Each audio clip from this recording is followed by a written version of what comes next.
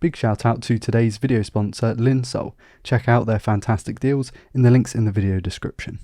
I feel like Samsung's Galaxy S22 Plus went under the radar for not being the base model, but also not being the ultra SKU, instead being reserved for the decent sized phone category. However, after having used it for a week or so, I reckon this is actually one of the best smartphones that you can buy right now. It's not necessarily on the bleeding edge, but for someone who actually does want a premium smartphone and doesn't want to break the bank, this could be the one. Find out more in my review of the Samsung Galaxy S22 Plus 1 year later.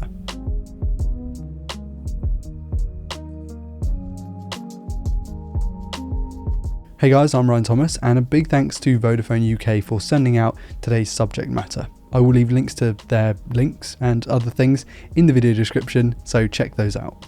Let's talk pricing. You can find one of these brand new for around £750 in the UK, which is quite a lot of money, but it's not necessarily, the four-figure sum that we see for the highest end smartphones.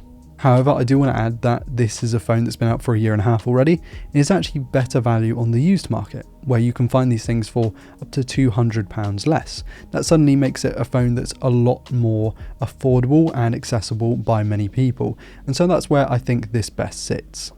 The Galaxy S22 Plus has an impressive spec sheet made up of a 6.6-inch Full HD Plus 120Hz AMOLED display, an Exynos 2200 SoC for us in Europe, or a Snapdragon 8 Gen 1 for everyone else, with 8GB of RAM, a 4500 mAh battery, and a triple rear camera array which includes a 50MP main shooter. But I wouldn't say that the S22 Plus really shines on paper.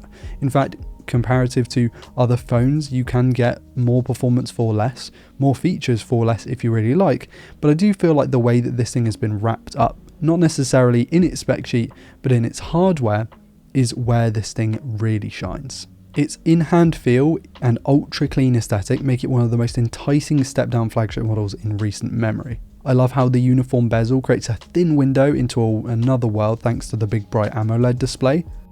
I like how the cameras sit in this platform which blends into the rails, and I really like how balanced this thing feels in the hand. It doesn't feel chunky, but it still feels premium feeling. It's dense, it's nice, and yeah, there's not much more to say about that.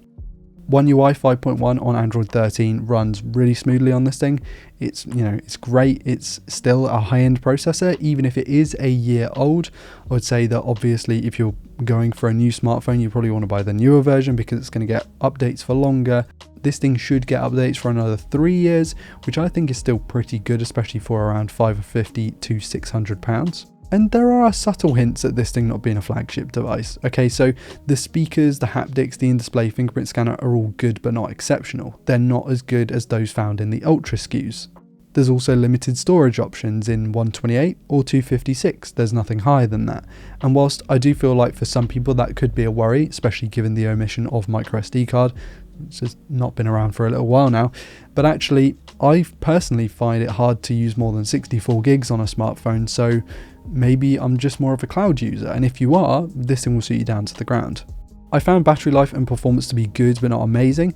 The latter is as good as I realistically think it should be, but it's likely that those with access to the Snapdragon powered device are going to have a better time when it comes to power consumption and out and out performance. I played my usual suite of test games, Genshin Impact, Real Racing 3, that kind of thing. I found no big issues playing them here. They make good use of that big gorgeous screen, which is really the standout attribute of the S22 Plus in my opinion. Battery life is okay, so I found that if you charge your phone overnight, then you should be fine because this thing doesn't have rapid charging. It's actually the same wired charging as the S23 Ultra, which is 45 watts, which is, don't get me wrong, quick, but it's not going to be lightning fast. And the 4500 mAh battery is big enough to match the screen in my opinion, but it's not the sort of battery life where you can expect easily 2 days. For many people it's going to be a 1-day phone. For me it definitely is, but for a small group of people it's also going to not necessarily last a full day. If you're the sort of person to play games for hours and hours and hours, one, why are you buying an S22 Plus? But two, it's just not going to give you that longevity that you want. It's a sleek smartphone with a smaller battery as a caveat to that, and in response it has a good sort of average battery life, nothing to write home about. It's camera time, and the S22 Plus has a healthy array of sensors on the back. a 50 megapixel main, a 10 megapixel 3x telephoto, and a 12 megapixel ultra wide with a 10 megapixel selfie shooter. As with most Samsung S-tier devices, the S22 Plus shoots some great photos and videos that are more than usable for printout family photos and mementos of the good times. The sharpness and saturation boost that Samsung does, which you can turn off by the way, I think elevates stills for social media and works quite well in that regard, but it does start to break down a little bit when you really crop in or when you blow those images up. It's just not quite as good as that of the Ultra devices. The sharpening filter used here is maybe a little bit heavy, and I think Samsung is just kind of known for having quite a heavy sharpening filter. The cleanup of artifacts isn't as clean as I would like, but it's not necessarily awful. And again, it's one of those things that you only really notice if you put it on like a 32-inch screen and zoom all the way in. Just know that overall this camera system is very capable and you can get some great looking images out of it without any real need to edit the photos at all. And overall, the S22 Plus is one of the best phones that I've checked out in a while, and it sounds crazy because I haven't necessarily been overly, gushing about this phone, saying how amazing it is. I've kind of been going through this review going, yeah, this is pretty good, and this bit's not quite as good as maybe some of the other phones, but the general sentiment of this video isn't necessarily calling this phone amazing. But if you look at it and you use it and you hold it, if you're able to go into a phone shop, for example, then go and check it out and hold it in your hand and really try the thing out, because it's one of those phones that doesn't look amazing on paper. It looks like okay, and it competes with some other phones, and then when you actually hold it, you're like, huh, that's where the money's gone.